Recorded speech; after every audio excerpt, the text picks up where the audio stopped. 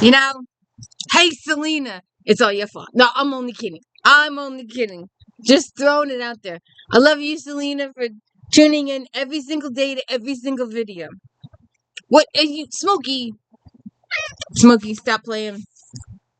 So, I read book 2 because Selena said that maybe because I itched and bitched and itched and bitched and itched and bitched about the lack of answers in book 1, that I would get the answers in book 2. So I should give it a try. So I gave it a try. Hey, welcome to the D. Louise book series. I'm Christina. This is where we read books, talk about books, no special effects, no theme music, none of that fancy stuff going on here. And if you could please hit the like and subscribe, maybe I'll hit 1,000 subscribers one day. So anyway, this is book 2 in the Cambridge Bookshop series. And I probably will not be reading anymore. I've just about done with it. I had to. The who done it came out of left field. I'm like, who's this person?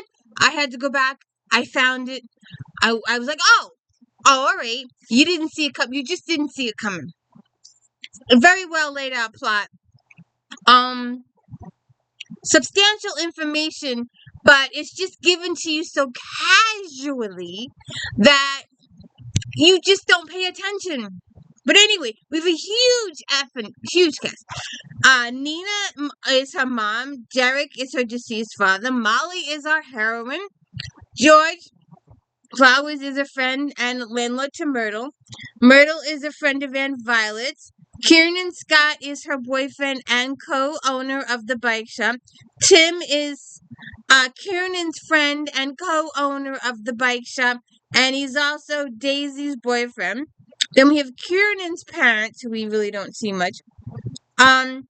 We have Janice, and then we have Uncle Chris, and Inspector Sean Ryan, and Inspector Jeter, and we don't see too much of Kelsey.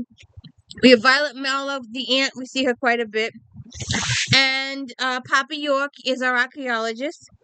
And Ben is Poppy's fiance. And George Flowers is the handyman. And Uncle Chris was the uncle, and he's the roofer. And then Robin was a friend. And we start the book off. There's a new children's book out, and they're all excited about the Strawberry Girls. And they're going to have this book signing, and they're going to go see the author, and they go to see the author, and the author's getting a new roof on her house. And Uncle Chris is the roofer, but while they are there, this guy Robin falls off the roof. Why was he on the roof? He was not authorized to be on the roof, but he fell off the roof anyway. Why was he up there? Why was he on the roof? So there's a lot of little information. Would you stop? There's a lot of information about why he was up there. So you have to pay attention. Chapter 4 is a key chapter to the whole understanding. And then there's an archaeology dig going on one of the properties. And apparently somebody fell off the roof on one of the properties several decades ago and died. And he was also part of the archaeology, and he was also friends with all the parties involved. And he's a key player, even though he's deceased. His murder is a key thing in the whole thing. So we got a couple of things going on. You got the murder investigation, which she really doesn't do too much with. She doesn't question people or sees people too much. And either her mom or her aunt go with her. You know! And, but then, one of the kids from the archaeology dig, Poppy, goes missing. And they really don't they look for here, they ask this person about her here, but they really don't pursue it on a steady basis. The child is missing almost 90% of the book. Her fate you'll have to read about, because her fate is definitely a key in this whole storyline. It's very, very important to the storyline, but Molly doesn't see it till towards the end. Yes, ma'am. Yes, ma'am. So, I really wasn't involved emotionally or mentally. I'd read a chapter, put it down, read a chapter, put it down. I just couldn't. I just wanted out of this book so bad, but I started it and I was gonna finish it. While I wait for my next book to arrive. And I'm,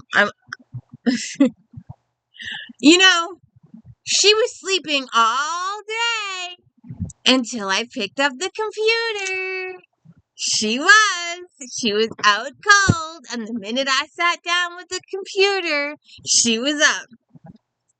So, the guy's murder up 10 years ago. What does that have to do with this guy Robin falling off the roof? What does it have to do with Poppy disappearance? Molly's gonna meet Kiernan's parents at some point, and there's some stuff going on, but that's about it. Well,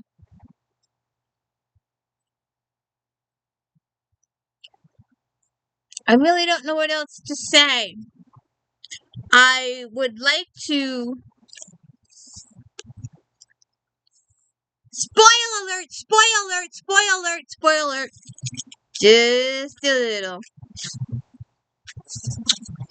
Where is it? Joffrey Thornton had come across his friend's body while taking a normal morning walk. What a horrifying discovery. I was glad Nate's wife and children hadn't found him at least. I went back to the results and scrolled to an article that seemed to offer more information. Writer mourned after tragic fall, police investigating. As I scanned the text and words of Robin Jones jumped out of me. I think I even leaped a little in my seat, earning a glance from Puck, who is her cat, who was sprawled across my legs and sucking up heat from my laptop. Sorry about that. I gave him several smoothing strokes along his back while trying to read. It's a terrible shock, local antique dealer Robin Jones said. Nate was good in spirits at gathering earlier that night at Thornton Hall. So Robin Jones had been Nate's friend, had also been around the night Nate died. Did that mean something or nothing? Now Robin had fallen to his death. The article relayed that Geoffrey Thornton had held a party that evening before, attended by over 50 people. His parties were legendary. A villager was quoted as saying, and Violet had made a similar remark about Joffrey's bashes. I kept reading, hoping to find additional information. Another guest, Miranda Blake, was quoted, Nate was a dear. Blake, who owns a shop in the village, like so many creative souls, he struggled with depression, or so he told me. The article managed to skirt making a definitive statement as to why Nate fell from the tower or the reason he was up there. No one seemed to know, nor did anyone claim to have seen him leave the party. Joffrey was quoted as saying he was having the tower door and windows boarded up to prevent further tragedy. The article ended with a note that a coroner's inquest would be held shortly. Anyone who had witnessed Nate at the tower or spoken to him that night was urged to come forward. The final article said that Nate's death had been ruled an accident. There was no mention of witnesses nor new information. But was it really an accident? Will they discover it wasn't an accident in this book, that it was murder? And, let's see.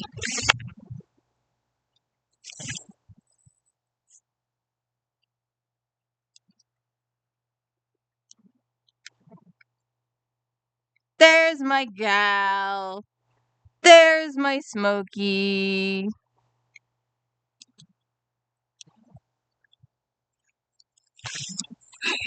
Sorry. Come here. There's my gal. She's my baby. You have a good one.